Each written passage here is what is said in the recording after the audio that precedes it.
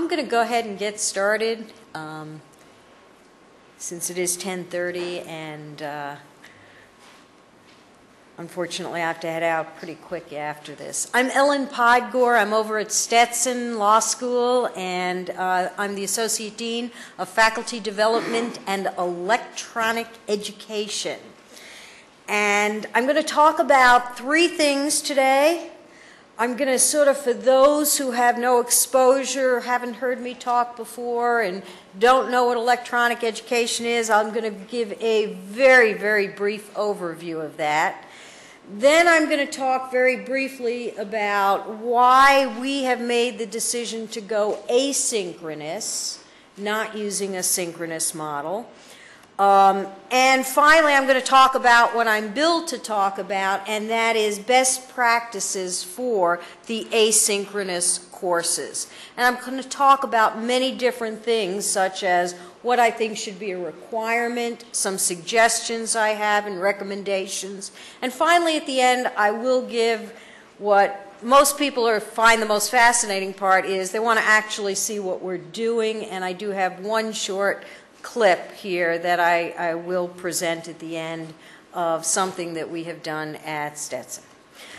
What is electronic education? It's distance learning to everybody else in this world.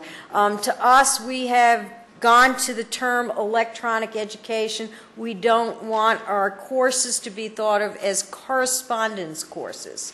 And we thought the term electronic education, when we first heard it at SEAL's conference, we thought it sounded a little bit more palatable. And so that's what we use for distance learning, basically. It's learning via technology. It's learning anytime, anywhere, and with anyone. And so it's got those three A's there, and it allows you to teach and have the student in a different location. And it's very important that law schools move into this new type of technology. I started a good number of years back when I was at Georgia State, thanks to Chris Heaton, who got me interested and started on this distance learning, and I think she created a monster in a sense, because I've been fascinated with it and started out with a basically no budget type of a situation, and now I'm up to something that really looks at it from a very high standard. But it's a whole new world out there, and we have to be aware of it from the law school perspective. Nearly all public education undergraduate institutions offer distance learning courses at this point. And so the students who are coming into law school, they are well aware of distance learning. They've seen it. They've been a part of it. And we've got to recognize that because it's a part of their vocabulary and a part of their learning environment, we need to be attuned to it. Some of the top universities now are requiring that students take at least one distance learning course in order to graduate. And so the students are coming in with that type of learning and ability and wanting to learn. And so law schools need to get on the page. There are different types of electronic education, and I know that there are a good number of people out there who are using many different types. Some are putting their materials on CD, some are using a web-based system, some are doing video conferencing, some are doing it synchronously where the students and the professor are on at exactly the same time, and some are doing it asynchronously like us where the professor and the students may not be on the system at exactly the same time. There are many different ways that you can use electronic education. It doesn't have to be for an entire course. It can be a segment. It can be something that's inserted in your course. It can be bringing a guest speaker into your class. I mean, there are a lot of different ways that you can use the technology to enhance the class. And I stress that, because that's the key thing that we try to do, is enhance the classroom environment. And some of the things that we've done is we've got a good number of online courses now: international criminal law, international environmental law, advanced legal research, media law, ethics, prosecution and defense, reproductive technology, legislation. I'm running 5 electronic ed courses this summer alone. We also have an online program, an LLM in law and the elderly. And this accommodates the practitioner out there in remote parts of the country or world who may not be able to come back to school, wants to learn, wants to deal with problems of elder law. They can come on, get a master's in LLM in elder law, completely asynchronously, so that they can continue to practice, and also have it so that they can get the education from a center that's doing elder law, which is what we do at Stetson. We also, one of our strong points at Stetson is advocacy, and we've created an online advocacy library so that students from across the United States can come on and select a module on how to do an opening statement, a module on how to cross-examine, and there are many different types of modules. The entire package of our advocacy library is not fully operational online yet. It's for our students so far, but we're going to be opening that up to the general public shortly. And also teaching internationally, and I'll talk about that a little bit more later, and how the web gives us that ability to be able to teach in that global market.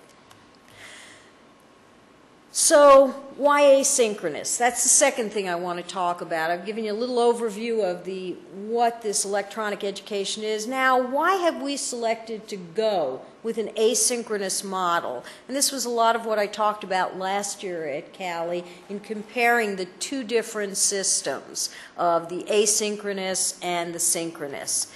And one of the reasons we have selected the asynchronous model is because we believe that we get a much more thoughtful discussion when people have the opportunity to think about what they're going to say. And so I brought with me today, I just want to read a couple of comments from student evaluations in one of our courses. Here's one. My participation was made possible by the online format. Live classroom discussions were replaced by online postings. Since all discussions were in writing, I felt a greater obligation to research answers and comments before posting them I would feel in a live classroom discussion. This has both advantages and disadvantages. It reduces spontaneity, but responses tend to be more reasoned and accurate. The research required to avoid posting comments that have embarrassing mistakes requires more time, but probably is better preparation for the exam. So that gives you an idea of the type of comments that we get on that type of thing. You can have instant diversity in a classroom online. If you're in a school with your location maybe only drawing from a certain type of student, or not have the opportunity to bring in the international student, using electronic education you can have instant diversity. You can have fuller class participation. What do I mean by that? I thought a student on one of their evaluations put it better than I ever could put it. Here's what this student said. Usually, in a regular classroom, there are several students who provide well thought out answers to a professor's inquiry. After several class sessions, the others in the class who are less vocal, who are unsure of their answers, let the others provide input. I like the idea that I heard, parentheses, actually read, close parentheses, the thoughts and opinions of everyone in the class. No one voice was able to drown out the response of other persons. I hope that you continue to provide distance learning classes in the future, and hopefully I will be able to participate in one of these. So fuller class participation online. Not something you would think about or automatically know that you would get, but it's there. It's open 24/7. That's crucial for students in today's world, especially if they want to go out in their second and third year, get a part-time job, or if you're running a part-time program like we do at Stetson. It gives them the opportunity to have that flexibility and still work. Flexibility for the students not only if they are, because it's open 24/7, but if they're on the road, if they have to do a business trip. They don't have to worry about being in that classroom. They can take the computer with them, open it up, and continue their class studies. Ability to offer a class to those students who cannot be present in the live classroom. What happens when the student is suddenly ill? What happens when the student has a problem and they can't make it to class? Having this as an option sometimes can provide that additional flexibility to someone who can't be in that classroom. And the ability to view materials multiple times. This is especially relevant, I found, to students who might be from another country. And sometimes hearing the language, if English is not their first language, it can be difficult. If they could listen to the lecture 3 times, they appreciate that. So I want to read a couple more comments from some of the students. I love the fact that there was so much class interaction.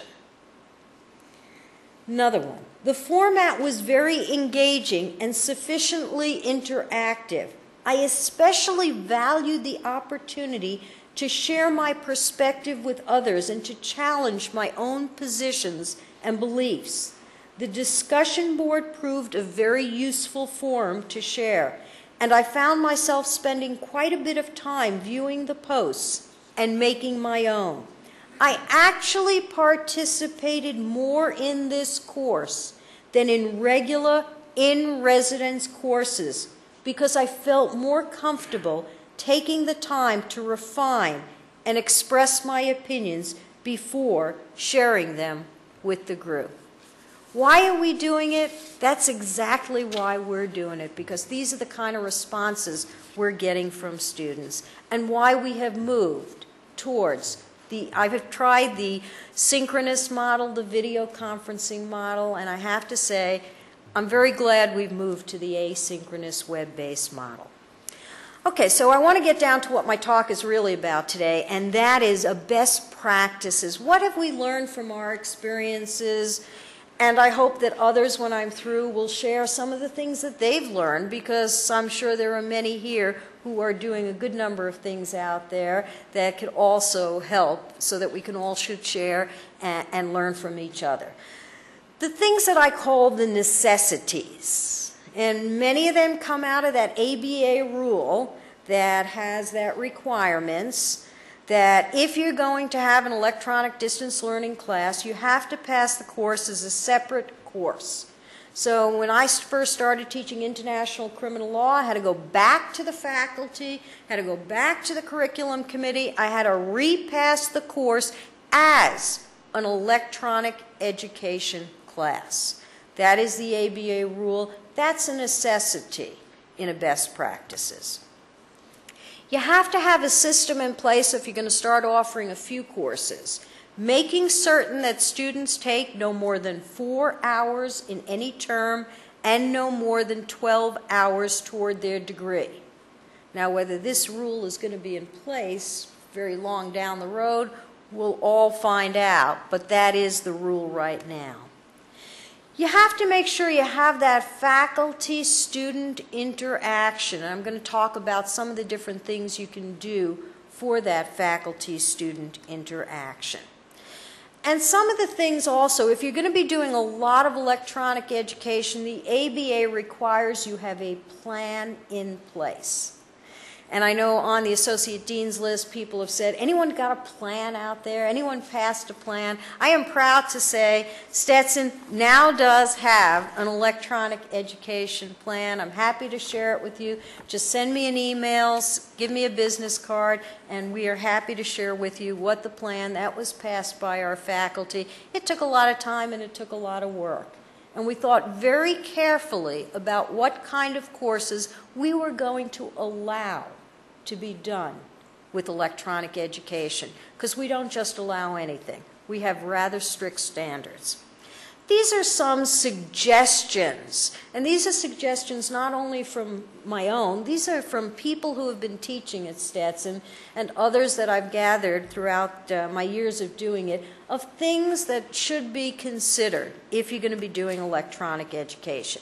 I think the first is the most important one, and that is don't try to replicate the live classroom. Everybody says, okay, this is what happens in the live classroom. I'm going to try to do this now online. Don't think that way. Think about what you want to accomplish. What goals do you have in teaching your students? What measures are you using? And work backwards. Work backwards in saying, I'm not going to replicate the live classroom. I'm going to do better than the live classroom. Because with that flexibility of being web-based, you have the ability to do a lot more than you could in a live classroom. Think about where you want your discussions to go and work backwards. I mean, normally when I'm writing out my notes for a live classroom, okay, I know where I want to end up and what principles I want to get out of a case. But very often I'll say, okay, I'm going to ask this question first, I'm going to ask that question. If a student answers this way, I'll come back with this. But I've sort of got an avenue, a line that I know I want to get through so much material, and I have to make these points. I don't have the student. I don't have the student when I am going to be doing a taping. I'm going to be giving the material. So I have to think about what points I want to make and work backwards from those points to try to get my discussion to bring out those specific points and to ask my questions so that those points are going to eventually come out. Keep your tapes short. I can't stress this one more than anything. When I see a faculty member go in there and they start seeing, a 60-minute tape, I'm in their office immediately. Because people don't like to watch a 60-minute tape. It is boring. Simple as that. I don't care how good you are, how phenomenal a speaker you are, when you are doing it on tape and a person is sitting there and listening, it needs to be short. Typically, our tapes run 15 to 20 minutes long, which means we have a lot of tapes.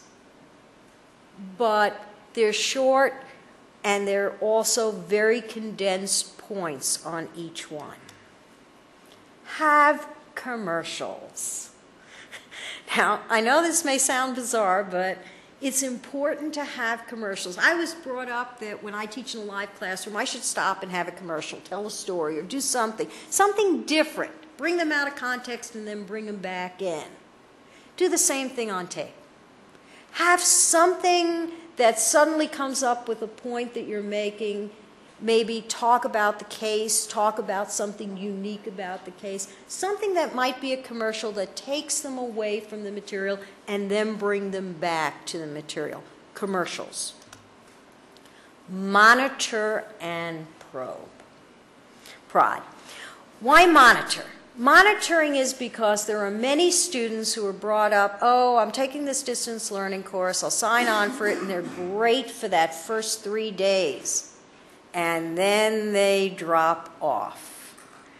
So you have to be constantly aware of who's there, who's doing what, and you have to keep track. I like to use a chart and how many posts they've made. I'm more interested in the discussion as things go on, but I have to worry about that one student who gets busy at work, or gets taken away with something they're working on outside and suddenly isn't spending their time on the course, you've got to monitor. And when you have that student who suddenly is dropping off, you don't see that post for 4 days, 5 days, you have to prod them a little. Send them the email and say, haven't seen you or heard your voice. Everything okay? They'll come back real fast, real fast. But it's important to have that kind of monitoring. I know I said last year when I spoke at CALI, and I think I said it the year before, that electronic education courses take 3 times the amount of time as a regular live classroom. I'm still doing it, and I'm still saying it takes 3 times the amount of time as a live class. So I go in with that mentality, but I also say, I think I'm getting some better classes sometimes than my live class. Document everything. Everything that you're doing, your student evaluations, keep track of everything. We need to. As a group, we need to be looking at this, not only because we have to be responsive to the American Bar Association, which will be scrutinizing these courses more carefully than the regular live classroom. They want to see what we're doing. They want to know it meets the standards. There's concern out there. So documenting everything is important. But it's also important for us to document everything so that we can learn. I mean, we have changed things as a result of things we have learned, and I'm going to talk about some of the things we do that sort of enhance the actual course itself. Provide a very detailed syllabi. I can't stress this point. I mean, when I teach criminal law or international criminal law, white-collar crime live, I mean, I have my usual syllabi. It tells them what the course is about. It tells them what their reading assignments are.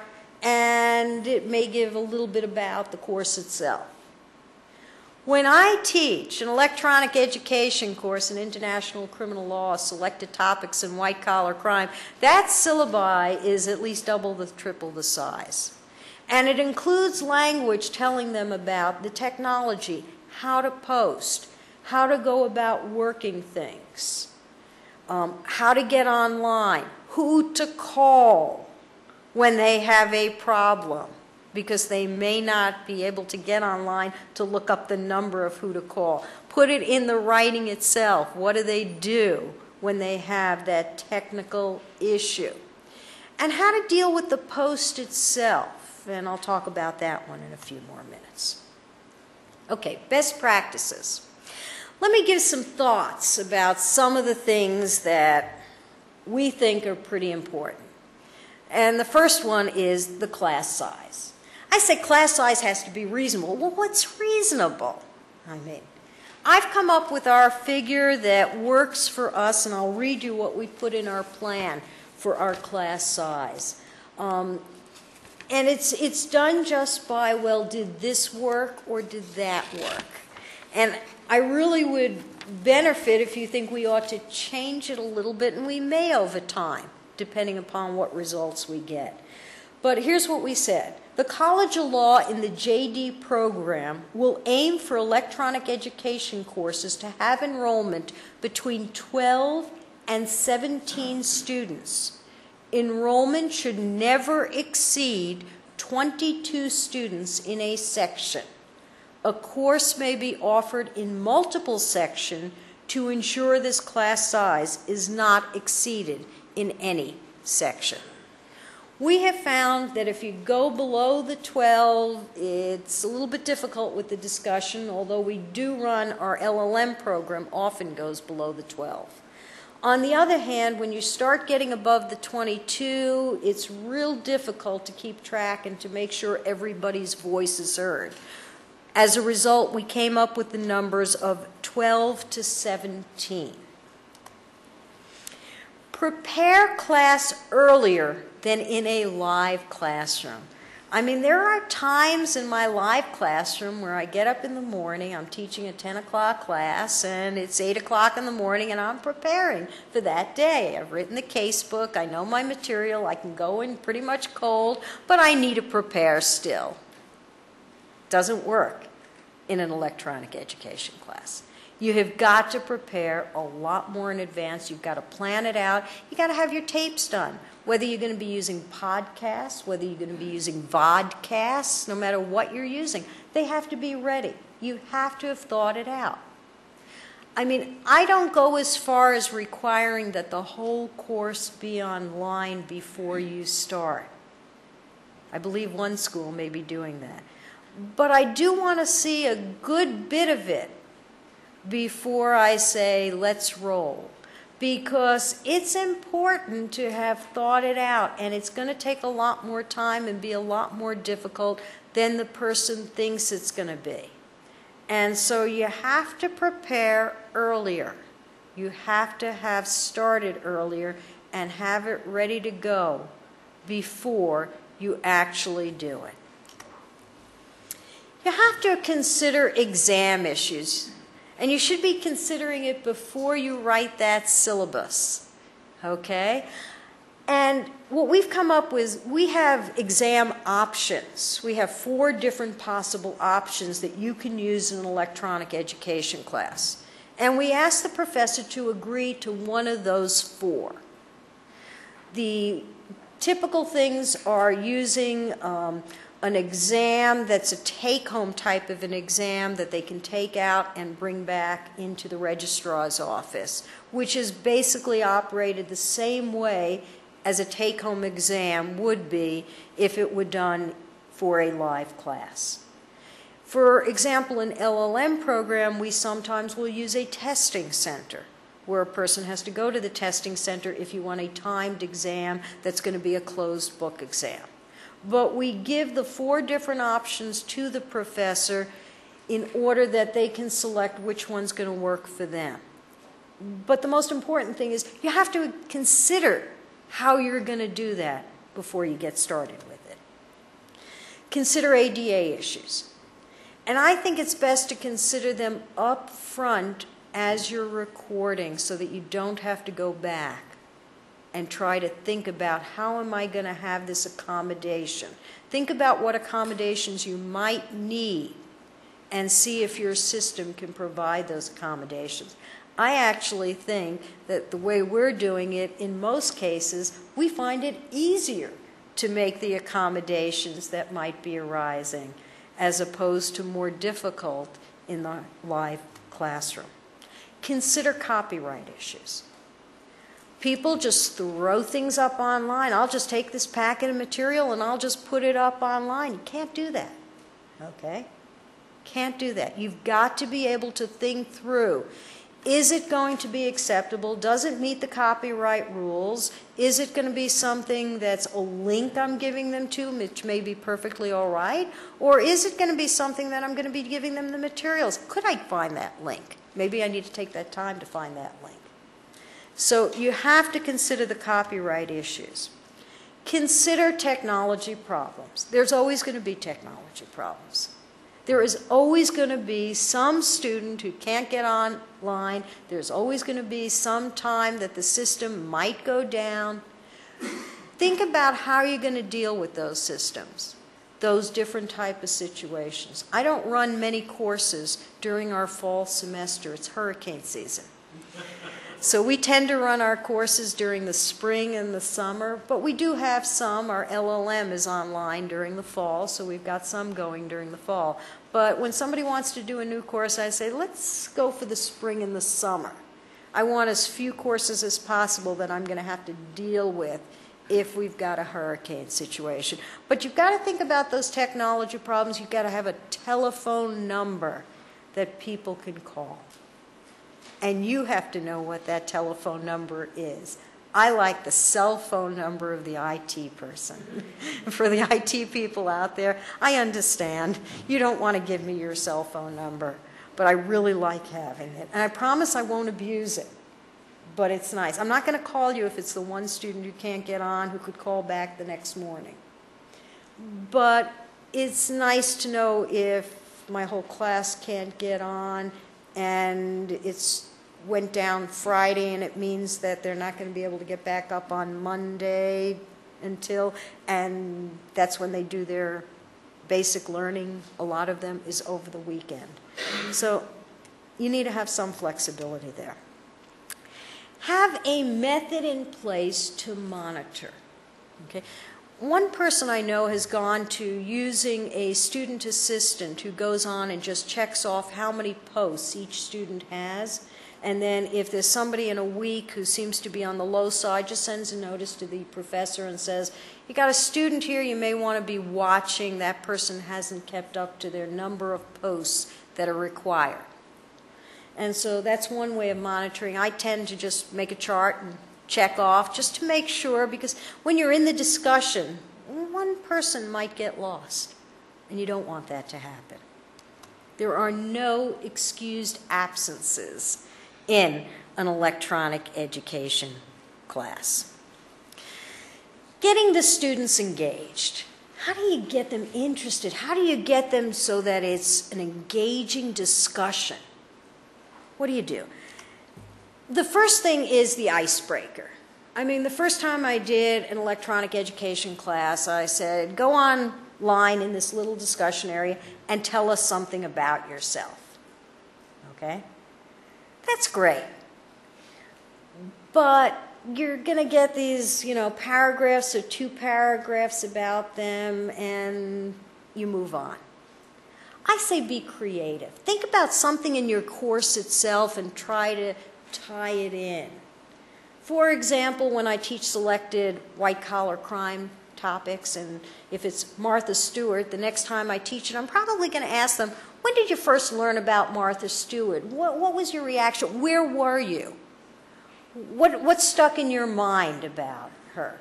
I mean, something that will tell us a little bit about them and also give us something that we're going to want to read the posts, as opposed to just reading, this person graduated from this school in such and such year.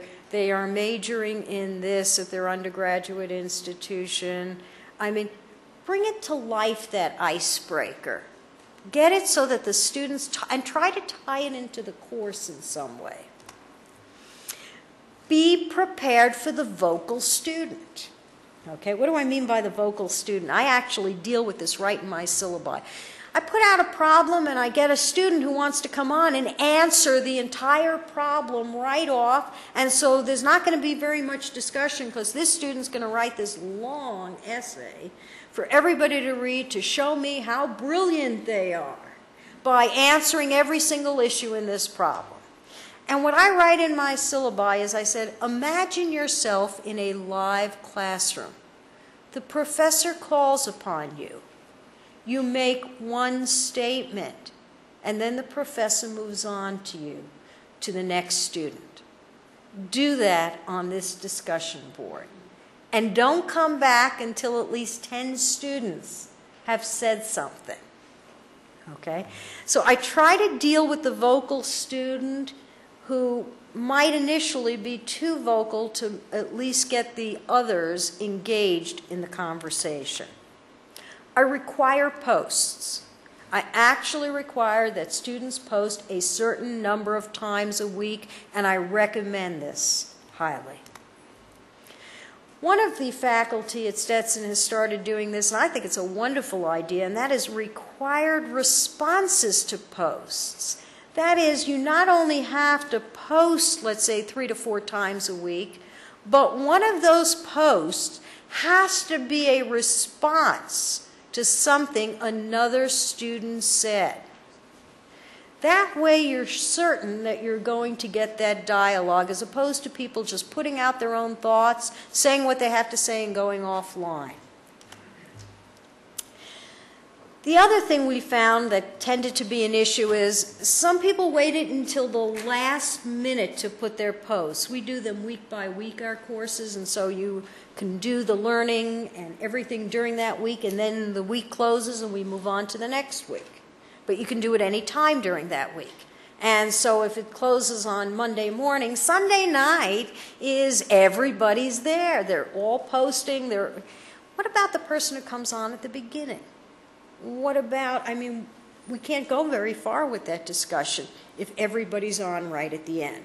So what you may want to do is space out the posts. If you require 4 posts, they have to do at least one of the posts during the first part of the week. The remainder they could do at the end. So it still gives them the flexibility time-wise, but it also allows that the course maintain a good discussion. One of the things that I found that worked was to have the students prepare an individual assignment. And then I would post a few of the answers for discussion. Let me give you an example. In my selected topics on white-collar crime, when I was doing Martha Stewart, I asked the students to write me 100 words of who they thought was the most important witness during the trial. And they all sent me their 100 words, very short, didn't take them very long. And then I posted 3 different witnesses. And it was amazing. Then they got into discussion, well, I hadn't thought about that, what that witness said, and I hadn't thought about what this witness said, and it caused a great deal of discussion because they had to think on their own first without reading what everybody else said, and then had the opportunity to read what others said. So think about the individual assignments occasionally. One of my faculty at Stetson has recommended preparing a group answer. So have a couple of the students get together on their own. They have to prepare a group answer to a problem. It causes them to be engaged among themselves, and then they can come back on and share that answer with the other groups. I recommend using problems. I think the question, throwing out a question works, but I also find that problems can be extremely helpful. And in using the problems, the thing that I recommend is to have a problem that's sort of very much of a skeleton at the beginning, and then change the facts. I do that in a live classroom. I try to do a lot of that online too. But it's a little bit more difficult with students coming in at the end sometime to do their posts. So I have to sort of develop it, but also make certain I get to that end point. The course design. Let me just say a couple of quick things. I think consistency is important in your individual course. One of the problems that I've seen arise in an LLM program is one professor is designing their course this way and another professor is designing it a very different way. And the student gets a little confused. Well, I found the discussion under this tab, and I found the course materials under this tab. This professor puts tabs up of week by week, and this professor puts tabs up of course and then discussion, and under discussion is week by week. If you're going to do a whole program, it's probably something good to sort of talk a little bit about that. I'm not saying you should have complete course consistency. But I am saying within your course itself, you want to have a certain amount of consistency.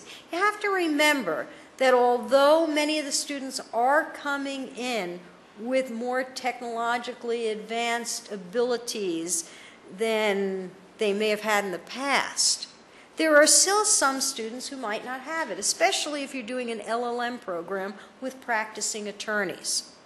You have to think about that their technological skills might not be up to what you might have if a student just graduated from college.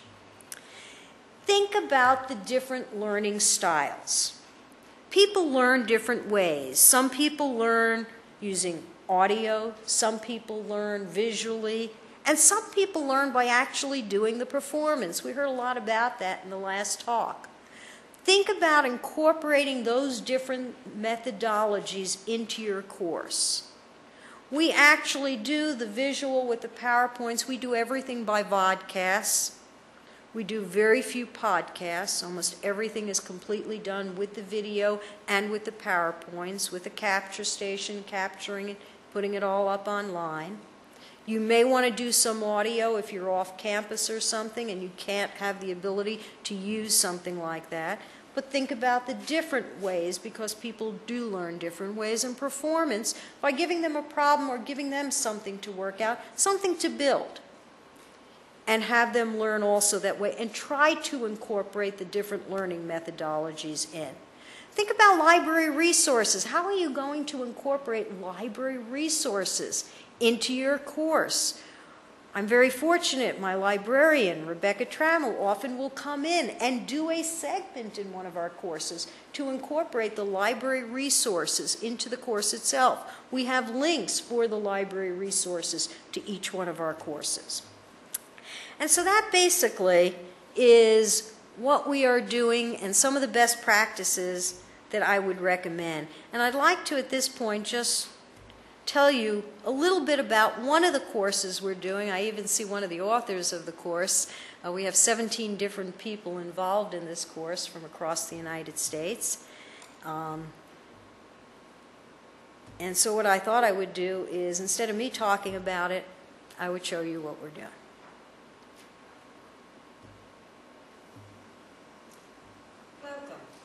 My name is Ellen Podgor, and I'm the Associate Dean of Faculty Development and Electronic Education here at Stetson University College of Law. And I'd like to take a moment to tell you a little bit about a course that we have here at Stetson called An Overview of United States Law. This course is divided into 17 different subjects. It includes a few hours that covers the main first-year courses that students take in most law schools. It also covers courses that are regularly tested on bar exams, the examination that students take before entering into the practice of law. And finally, it covers emerging areas of the law, new areas, such as copyright law. It covers a basic overview of our legal system. And in that respect, it talks about a comparison between civil code systems and our United States system. And finally, it talks a little bit about the practice of law in the United States. Now, although it's a very superficial level of everything that is covered in a law school curriculum, it does provide a basic knowledge of things such as contracts, torts, criminal law, evidence, constitutional law, property, intellectual property, business organizations, tax, wills, trusts, and estates, family law, administrative law, conflicts, and choice of law. And so this course, which contains approximately 2 hours on each one of these subjects, also has a casebook that accompanies it. And that casebook is going to be published by LexisNexis and will also be called An Overview of United States Law. The purpose of this course is to provide individuals with a rudimentary understanding of how the United States legal system operates, and to provide you with that basic knowledge so that you can learn additional information about how the United States legal system works. If you have any questions about the course, please feel free to contact me. My name again is Ellen Podgor, and my email address is epodgor@law.stetson.edu. Thank you, and have a good day. Thank you all very much. That shows you, we're going to have the course up online in about November of this year. It will be available if you have LLM students who are interested, or students at risk before coming to law school. We're happy to talk with you about it. But I think that shows you the kind of technology we're using. And that's the way we deliver our courses through the podcast.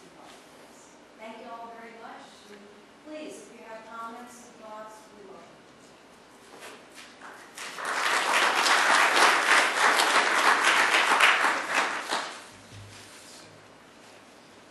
Go ahead. Just wondering what the platform you're using for delivery. The platform is Blackboard. We are using the Blackboard system. And do you see that also getting used a lot in face-to-face courses, and has that increased? Can you repeat the questions? Sure. The question was what platform we're using and whether we're seeing it being used in our face-to-face courses. Platform we use, we selected Blackboard partially because of our capture stations roadmap that go into the Blackboard system. And no, we are not seeing it used as much. Turn the mic on. It is. It is on.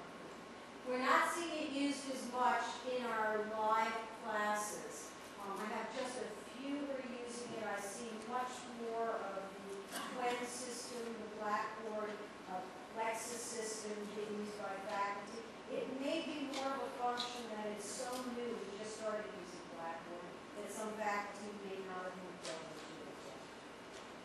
But I'm not sure. I'm not sure that faculty will stay with what they have. Scott? Are you